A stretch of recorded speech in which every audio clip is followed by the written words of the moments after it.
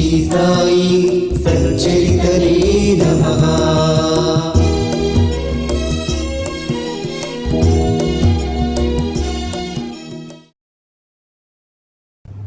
Shri Sai Satcharitra ఓవి to ఓవి మూల గ్రంథము శ్రవణ పారాయణ 38వ అధ్యాయం.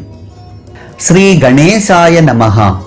శ్రీ సరస్వత్యై నమః. శ్రీ గురుభ్యో నమః. శ్రీ కులదేవతాయై నమః.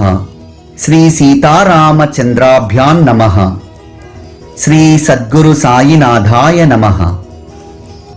సకల జగత్తుకు ఆనందాన్నిచ్చేవారు, భక్తుల కోరికలను తీర్చడానికి తత్పరులు, చరణాలను ఆశ్రయించిన వారి త్రితాపాలను హరించే గురువరా, మీ పాదాలకు వందనములు.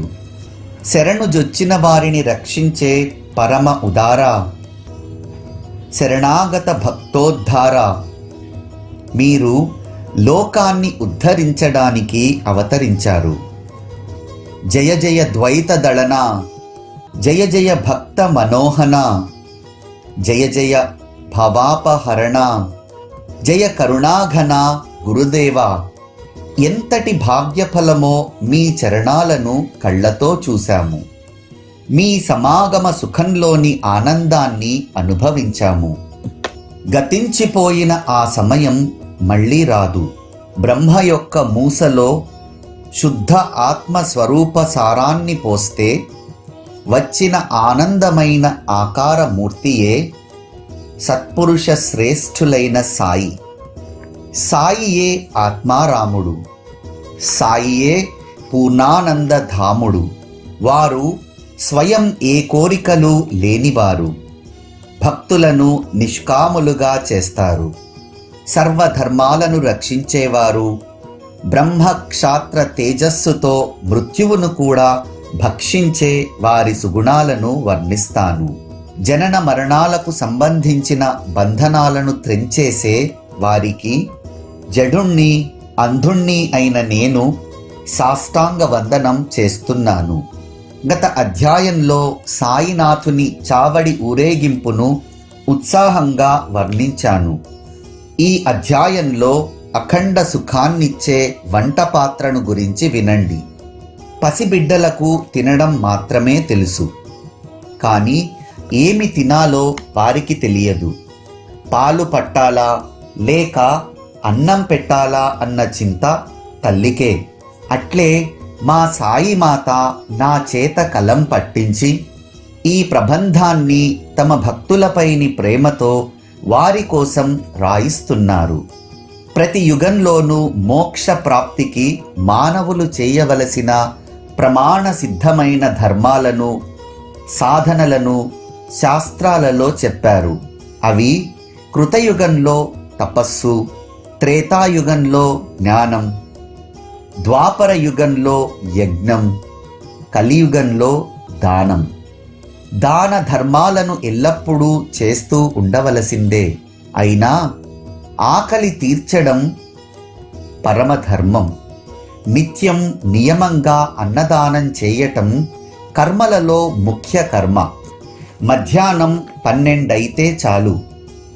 అన్నం తినకపోతే ప్రాణం ఆందోళన పడుతుంది. మనకు వలనే ఇతరులు కూడా అని తెలుసుకునేవారు గొప్పవారు. శాస్త్ర ప్రమాణంగా ఆచరించే ధర్మాలలో అన్నదానం అగ్రగణ్యమైనది. దానికంటే శ్రేష్టమైనది మరొకటి లేదు. అన్నం పరబ్రహ్మ స్వరూపం. అన్నంలో నుండే ప్రాణులు ఉత్పన్నమవుతాయి. జీవులను జీవింపచేసే సాధనం అన్నమే. చివరకు జీవులు అన్నంలోనే కలిసిపోతారు. సమయాలలో ఎప్పుడైనా సరే వచ్చిన అతిథులను గృహస్థులు అన్నదానంతో సంతుష్టి చేయాలి. అన్నం పెట్టకుండా అతిథులను తిప్పి పంపేస్తే దుర్గతిని ఆహ్వానించుకున్నట్లే. వస్త్రాది వస్తువుల దానంలో యోగ్యతను చూడవచ్చు. అన్నదానంలో పాత్రతను చూడవలసిన అవసరం లేదు.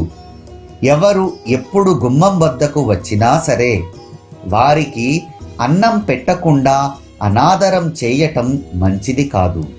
వేదాలలో అన్నదాన మహత్యాన్ని చెప్పారు.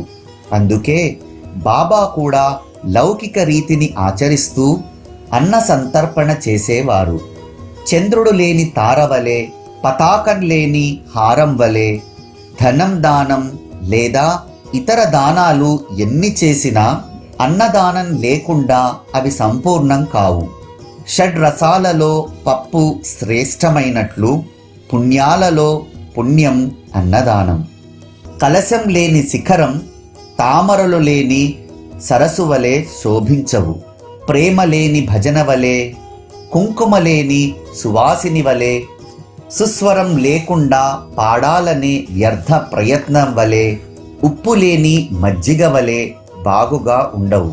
రోగులకు, శక్తిహీనులకు, గ్రుడ్డి, కుంటి, చెమిటివారికి, దీనులకు ముందుగా అన్నం పెట్టాలి. వారి తర్వాతనే ఆప్తులకు, బంధుమిత్రులకు పెట్టాలి.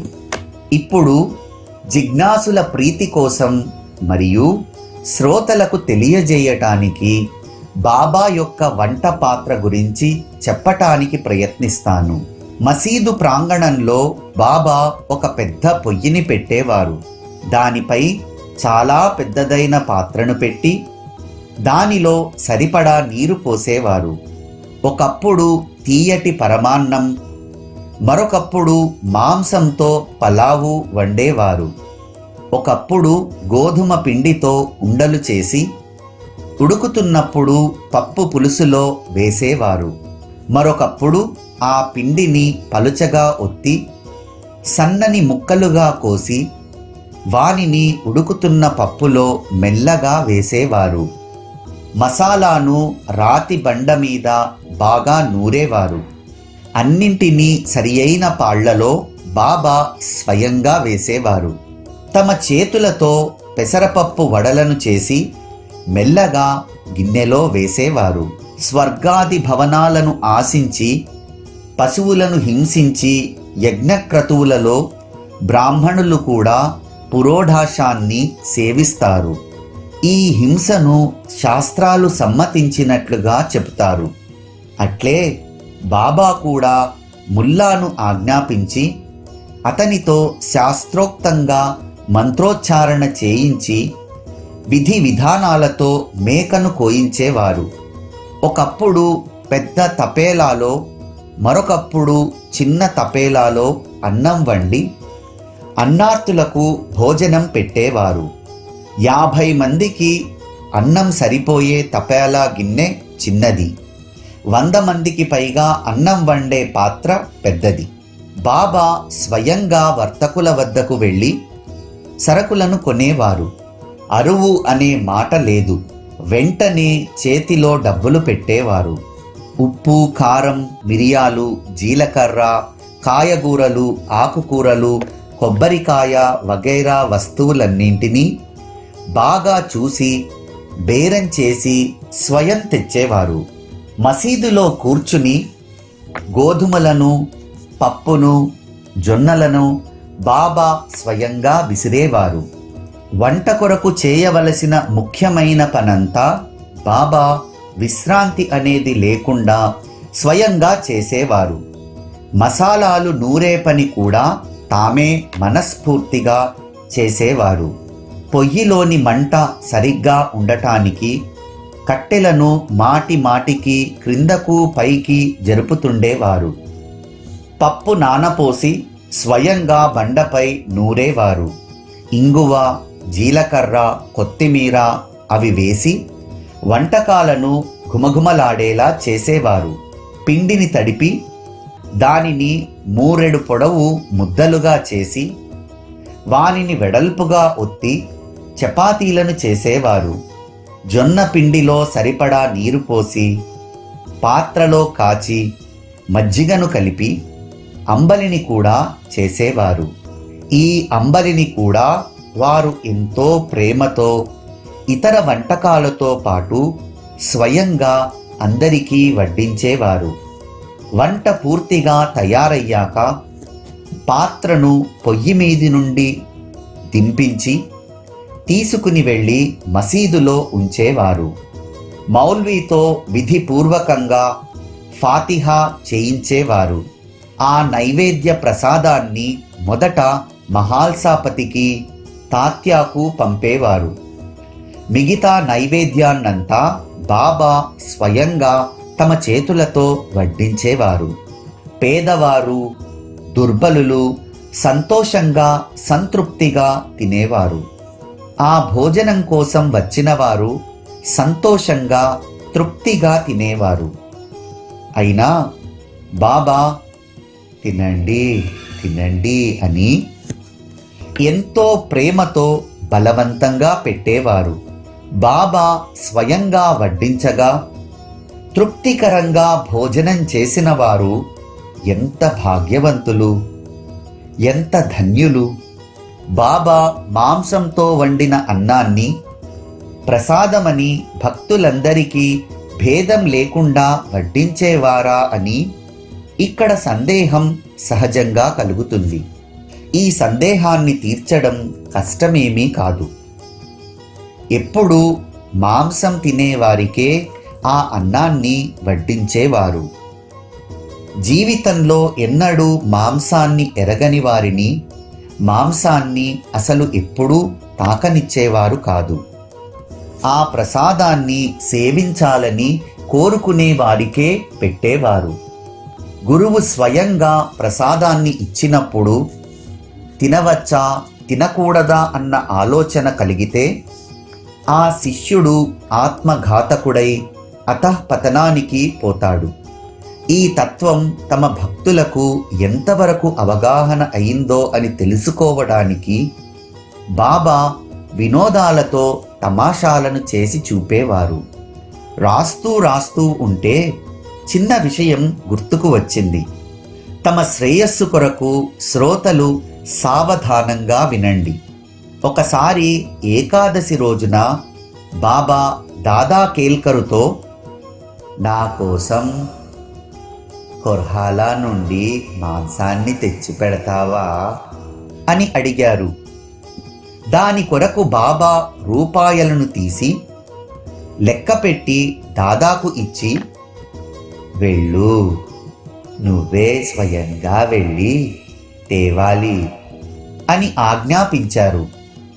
అతని పేరు గణేష్ దామోదర్, ఇంటి పేరు కేల్కరు. వయసులో పెద్దవాడని అందరూ అతనిని దాదా అని పిలిచేవారు. ఇతడు హరివినాయక సాఠేకు మామ. ఇతనికి సాయి పాదాలయందు చాలా ప్రేమ.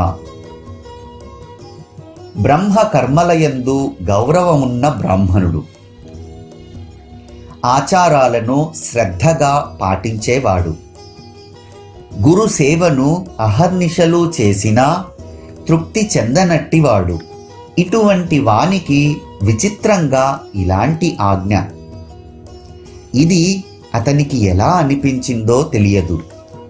దృఢమైన శరీరం కలిగి అభ్యాసం ద్వారా మనసు నిశ్చలంగా మారిన వారి బుద్ధి కూడా గురు పాదాలయందు స్థిరంగా ఉంటుంది.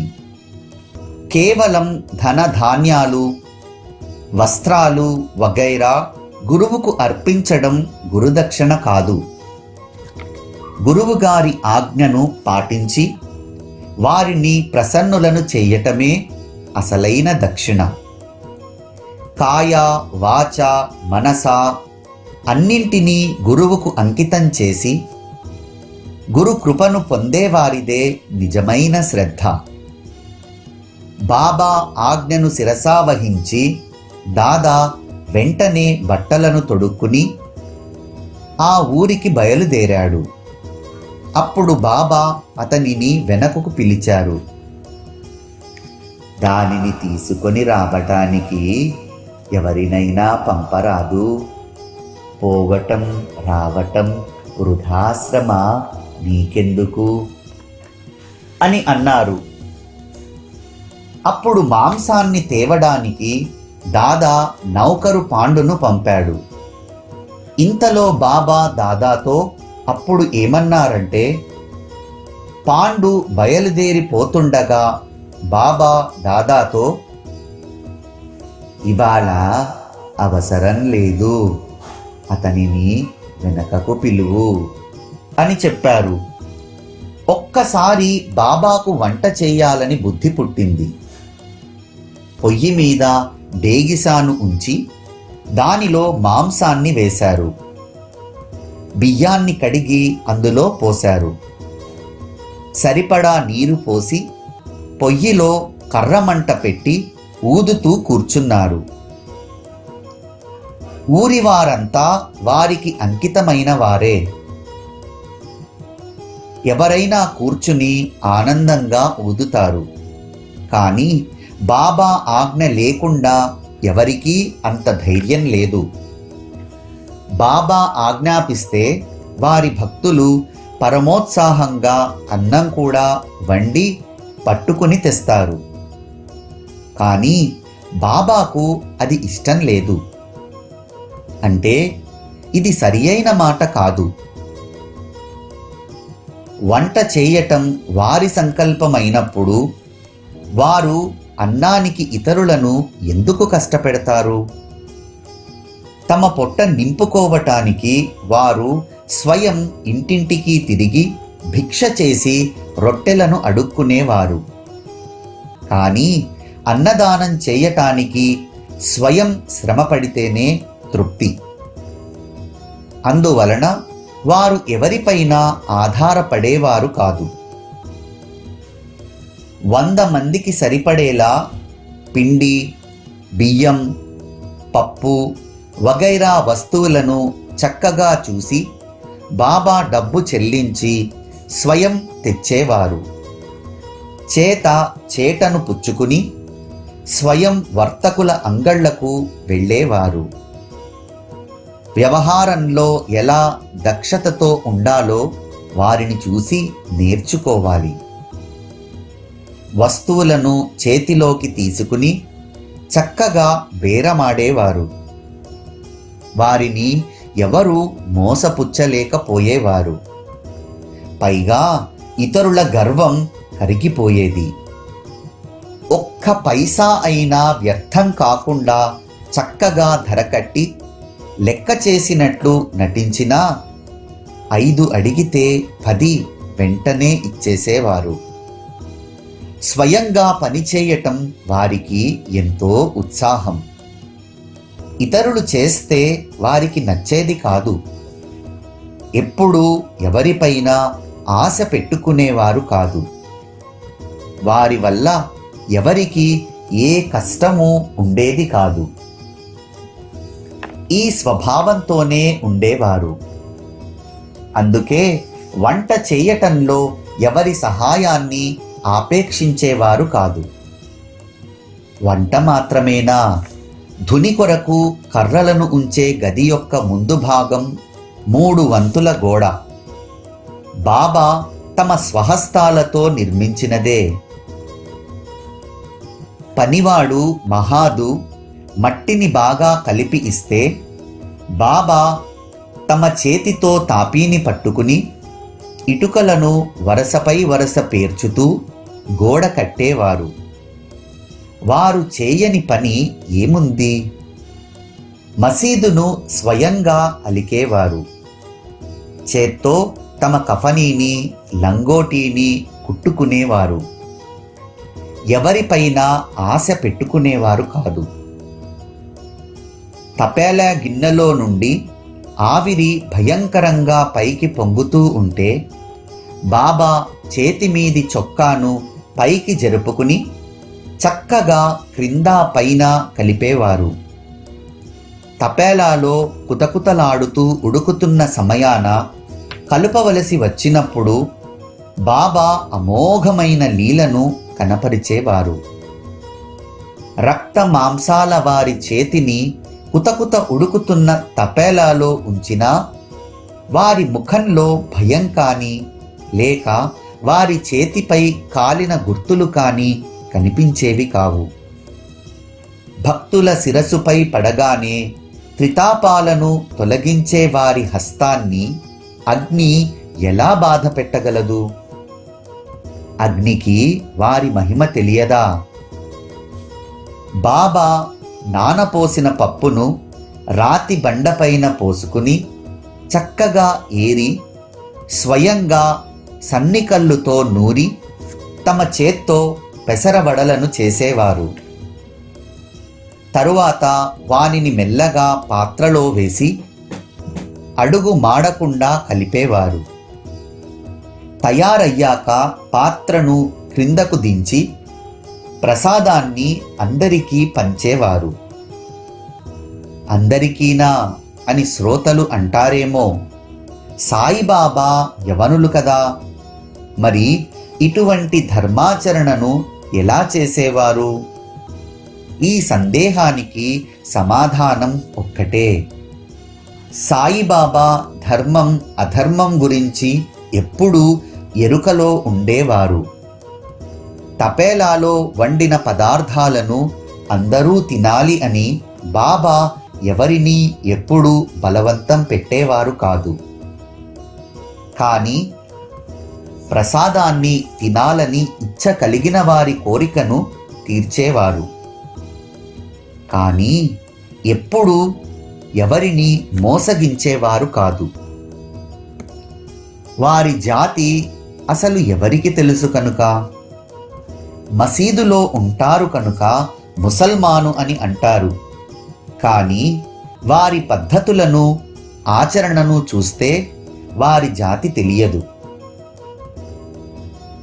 భక్తులు వారిని దైవమని అంటారు.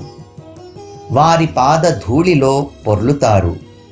అటువంటి వారి జాతిని గూర్చి ఆలోచించే వారి పరమార్థ ప్రాప్తి వ్యర్థం. ఇహలోక పరలోక విషయాలయందు విరక్తిని, వివేక వైరాగ్యాల సంపత్తిని కలిగినట్టి వారి జాతిని చూచేవారి పరమార్థం వ్యర్థం.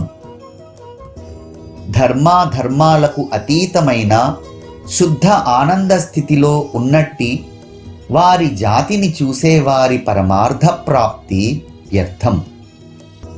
ఇటువంటి సాయిబాబా చరిత్రను నా ఆనందానికి గానం చేస్తున్నాను. శ్రవణం చేయాలన్న కోరిక ఎవరికైనా ఉంటే అది నెరవేరుతుంది.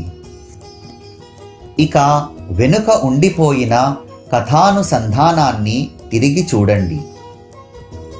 బాబా దాదాతో ఏమన్నారో వినండి.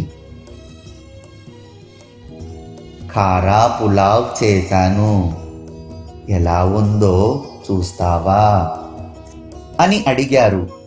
దాదా లాంఛనంగా ఆహా బాగుంది అని అన్నాడు. దాదా పూర్వకాలపు భక్త శ్రేష్ఠుడు. స్నాన సంధ్యాదులయందు నియమనిష్టలు కలవాడు. మంచి చెడులను ఎరిగినవాడు. అతనికి బాబా మాట నచ్చలేదు. అప్పుడు బాబా, ఎన్నడూ కళ్ళతో చూడలేదు, జిహ్వతో రుచి చూడలేదు, మరి బాగుందని ఎలా చెప్పావు అని దాదాతో అన్నారు. పాత్రపైని మూత తీసి లోపల చేత్తో తీసి చూడు అని అంటూ బాబా అతని చేతిని పట్టుకుని దేగిస లోపలికి తోసేశారు. ఇక చేయి తీసి గరిటెతో పళ్ళెంలోకి తీయి, మడి కట్టుకున్నానని ఊరికే బడాయిపోకు అని అన్నారు. సత్పురుషులు శిష్యులకు అనుచితమైన దానిని చేయమని చెబుతారు అని అనుకోవడం పొరపాటు. సత్పురుషులు అపారమైన దయ కలిగి ఉంటారు. వారి మార్గం వారికే తెలుసు. నిజమైన ప్రేమ తరంగాలు లేచినప్పుడు తల్లి బిడ్డను గిల్లి, బిడ్డ ఏడుస్తుంటే గుండెలకు హత్తుకుంటుంది. తినకూడనివి వానిని తినాలని మనసు పడేవారి వాసనలను అణచివేసి మనసును నిగ్రహించుకునే వారిని బాబా ఉత్సాహపరిచేవారు. గురు ఆజ్ఞాపాలన మీమాంస ఒక్కోసారి ఎంతటి కఠిన పరీక్షకు దారితీసేదంటే, జీవితంలో ఎప్పుడూ మాంసాన్ని తాకని భక్తుని నిశ్చయం ఊగిసలాడింది. వాస్తవానికి బాబా స్వయంగా ఎప్పుడూ ఏ భక్తుని అయినా తప్పుదారిలో ప్రవేశపెట్టేవారు కాదు. క్రీస్తు శకం 1910వ సంవత్సరానికి ముందు బాబా ఎంతో ఉత్సాహంగా తరచూ వంటలు చేసేవారు. తరువాత ముంబై పట్టణంలో అక్కడక్కడ దాసుగణ సంకీర్తనల ద్వారా సాయి మహాత్మ్యం ప్రజల మనసులలో చోటు చేసుకుంది. అప్పటి నుండి ఆబాల వృద్ధులు బాబా మహిమను తెలుసుకుని అసంఖ్యాకంగా జనులు షిరిడీకి రాసాగారు. బాబాకు పంచోపచార పూజలు, అనేక రకాల నైవేద్యాలు, మధ్యాహ్నం సాయంకాలం భోజనం, పలహారాలు మొదలయ్యాయి.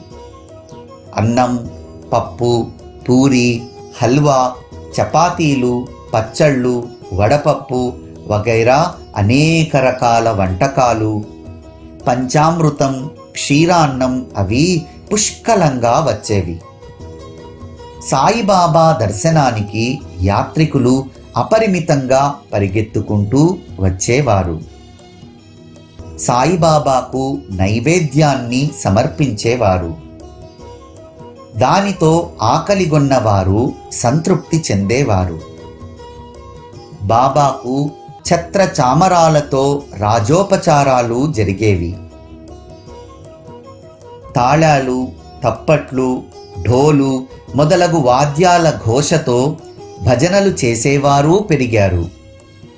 బాబా మహిమ అంతటా వ్యాపించింది. భక్తులు బాబాను స్తోత్రాలతో స్తుతించేవారు. యాత్రికులకు షిరిడి పరమ పవిత్రమైన పుణ్యక్షేత్రమైంది. అందువలన బాబా వంట చేయటం ఆగిపోయింది. నైవేద్యాలు చాలా ఎక్కువగా వచ్చేవి. ఫకీరులు, భిక్షగాళ్ళు తిన్నా ఇంకా చాలా అన్నం మిగిలిపోయేది. ఇప్పుడు శ్రోతలకు ఆనందాన్ని కలిగించే మరొక కథను చెప్తాను. ఆరాధ్య దైవాన్ని అనాదరం చేస్తే బాబా సహించేవారు కాదు. ఏవేవో అనుమానాలతో ఒకరు బాబాను బ్రాహ్మణుడని అంటే మరొకరు ముసల్మాను అని అంటారు. కానీ వారు ఏ జాతికి చెందరు. వారు ఎక్కడివారు, ఏ జాతిలో ఎప్పుడు జన్మించారు, వారి తల్లిదండ్రి ఎవరు అన్న విషయాలు తెలియనప్పుడు వారు బ్రాహ్మణులా ముసల్మానులా? వారు ముసల్మాను అయితే మసీదులో అగ్ని దేవతను ఎందుకు ఆరాధిస్తారు? అక్కడ తులసి బృందావనం ఉంటుందా? ఘంటా నాదాన్ని సహిస్తారా? మసీదులో శంఖారావం, తాళాల తప్పెట్ల చప్పుళ్లను, మృదంగం మొదలగు వాద్యాలతో కథా సంకీర్తనాదులను, హరినామ గర్జనలను చేయనిచ్చేవారా? ముసల్మాను అయితే తాము స్వయం మసీదులో కూర్చుని చందన చర్చలను చేయనిస్తారా? అక్కడ సహపంక్తిలో కూర్చుని భోజనం చేస్తారా? ముసల్మాను అయితే మరి వారి చెవులకు కుట్టి ఉండేవా? తమ స్వంత డబ్బు ఖర్చు పెట్టి దేవాలయాల జీర్ణోద్ధరణను చేయిస్తారా? స్నానం తర్వాత పీతాంబర వస్త్రాన్ని ధరిస్తారా? ఎవరైనా సరే ఆరాధించే దైవాన్ని అనాదరం చేస్తే బాబా క్షణమైనా సహించేవారు కాదు. ఈ విషయంలోని ఒక ఉపదేశ కథ రాస్తూ ఉంటే గుర్తుకు వచ్చింది.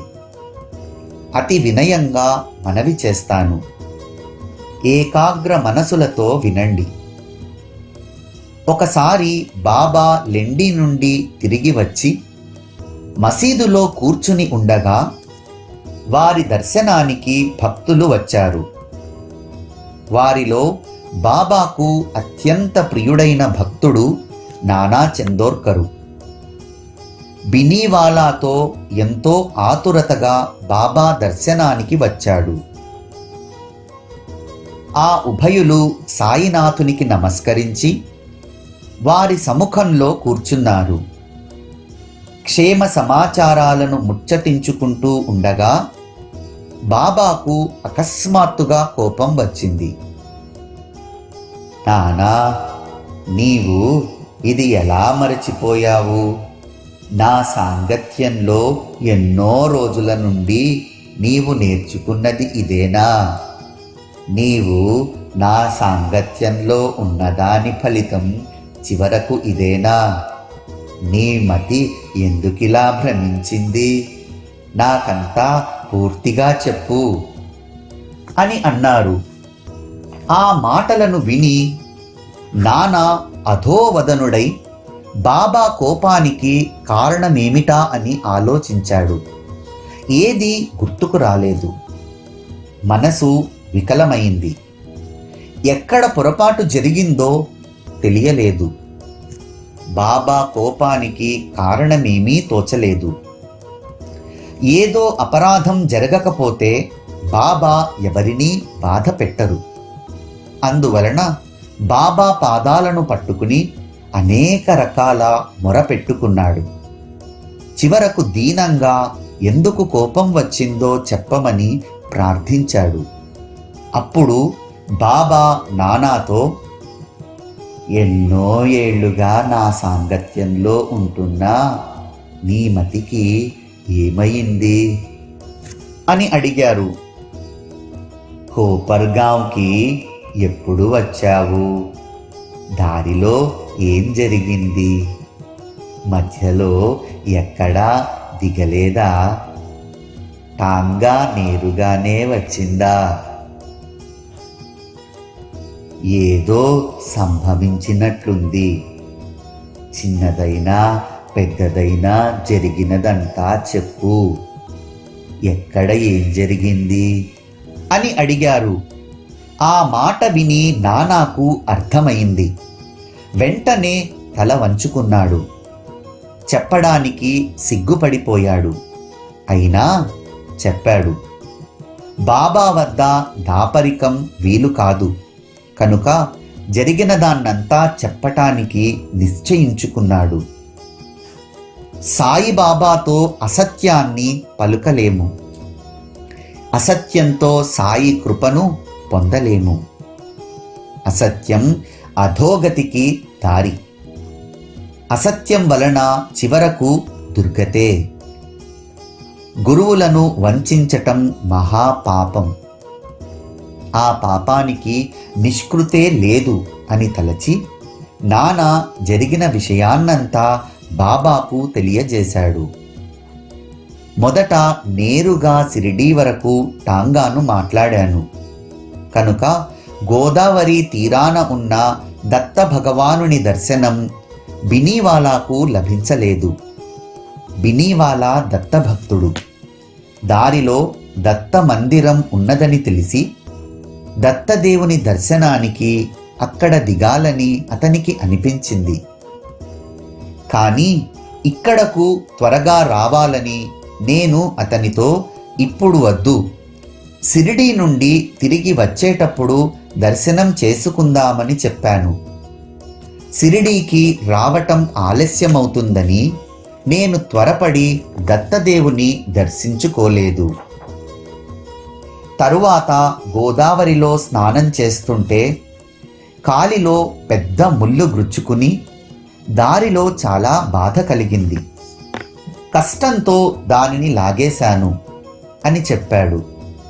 అప్పుడు బాబా, ఇలా త్వరపడడం మంచిది కాదు. దర్శనం చేసుకోకుండా దత్తదేవుని అనాదరం చేసినా నయమే.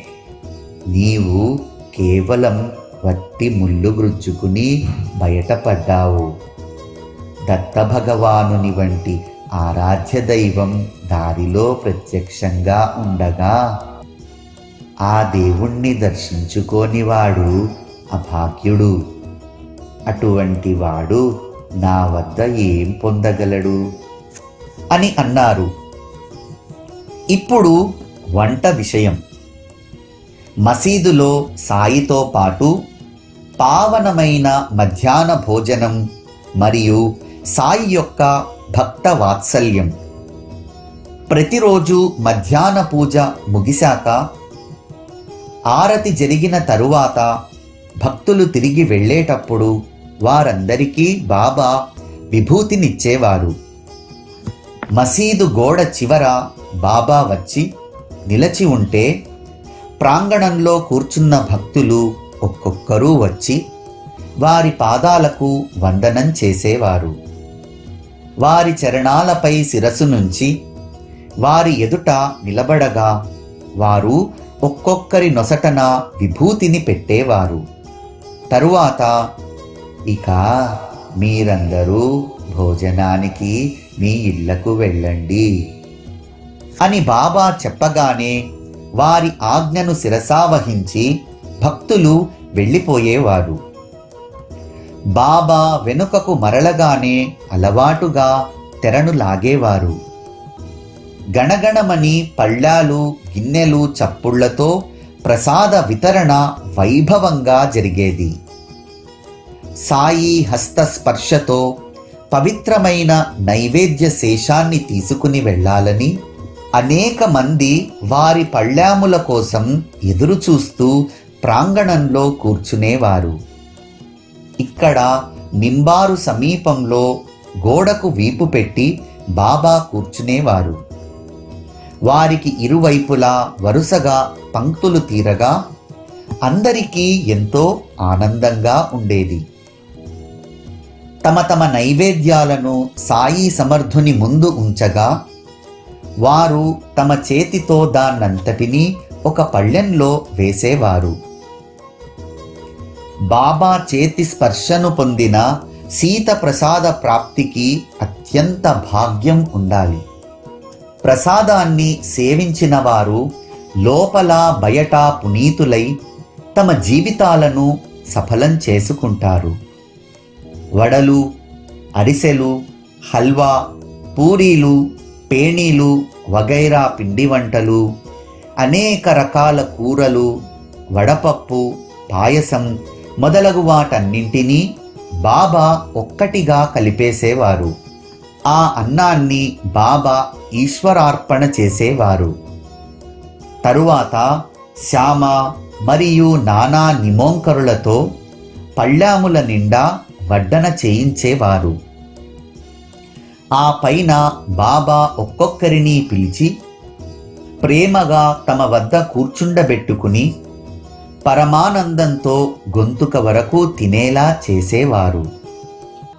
ఘుమఘుమలాడే మంచి నెయ్యి, రొట్టెలు, అన్నం, పప్పు అన్నింటినీ బాగా కలిపిన మిశ్రమాన్ని అందరికీ వడ్డించేవారు.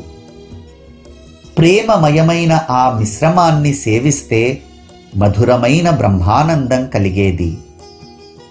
భోజనం చేసిన వారు వ్రేళ్లను చేతిని నాలుకతో శుభ్రం చేసుకుని సంతృప్తిగా వెళ్ళేవారు.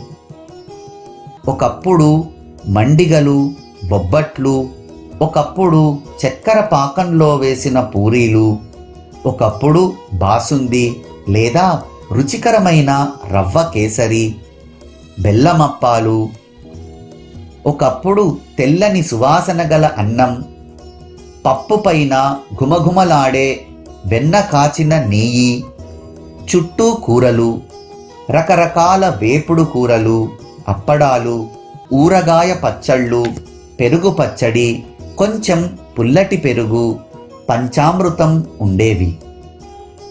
అటువంటి దివ్యామృతాన్ని సేవించిన వారు ధన్యులు.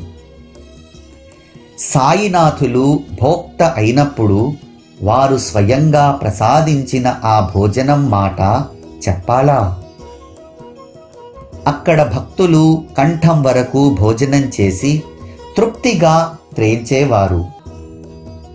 ముద్ద ముద్దకు ఎంతో హాయి, తుష్టిగా పుష్టిగా ఆకలి తీరటం, ప్రేమతో నిండిన ఆ మధురమైన భోజనం పరమ పావనం.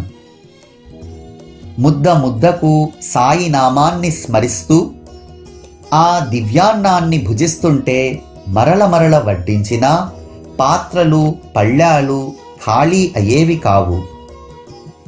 ఎవరికి ఏ ఏ పక్వాన్నం నందు ఆసక్తి ఉంటే ఆయా వంటకాలను ప్రేమగా వడ్డించేవారు.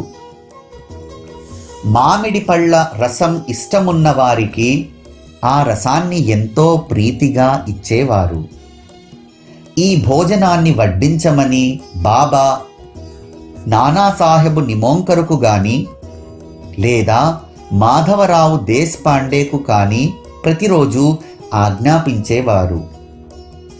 నిత్యం నియమంగా నైవేద్యాలను వడ్డించటం వారి పని. వారు ఆ పనిని పరమ ప్రేమతో శ్రమపడి చేసేవారు.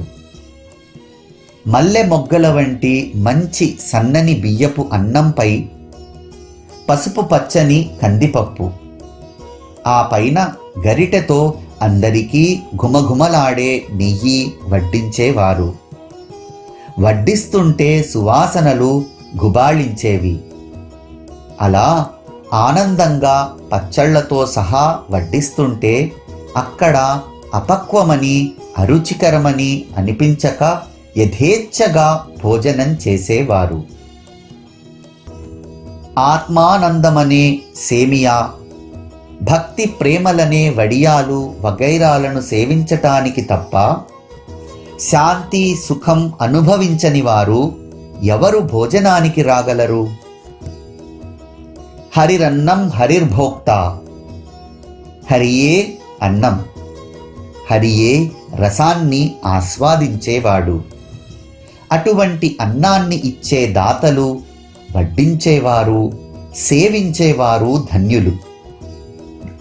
ఈ మధుర రసానికంతటికీ మూలం గురు చరణాలలో ప్రబలమైన నిష్ఠ. మధురమైనవి చక్కెర బెల్లం కావు. అసలైన మాధుర్యం శ్రీవారి చరణాలలో ఉన్న శ్రద్ధ.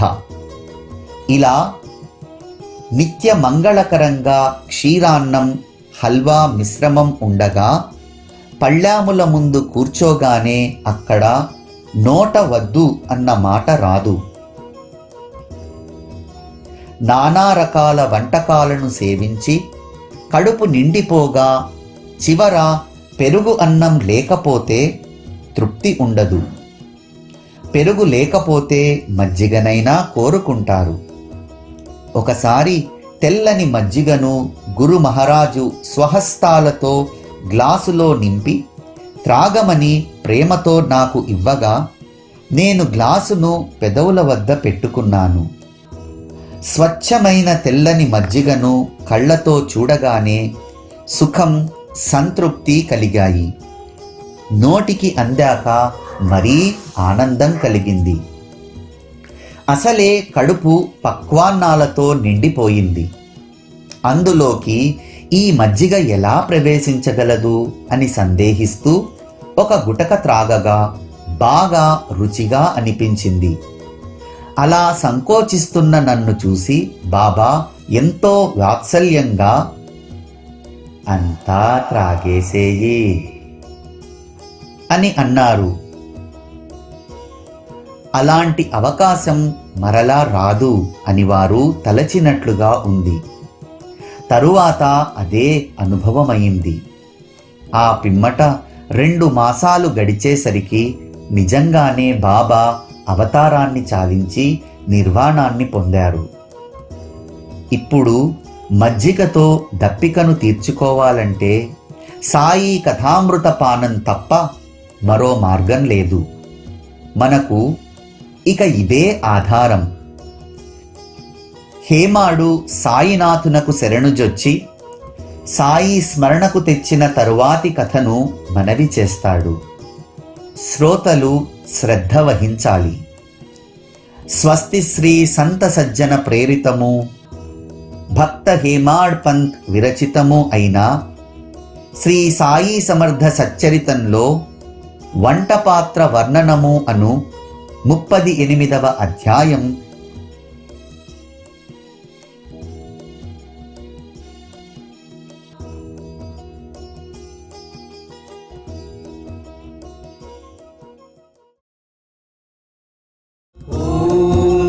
శ్రీ సాయి సచ్చరితనే నమః।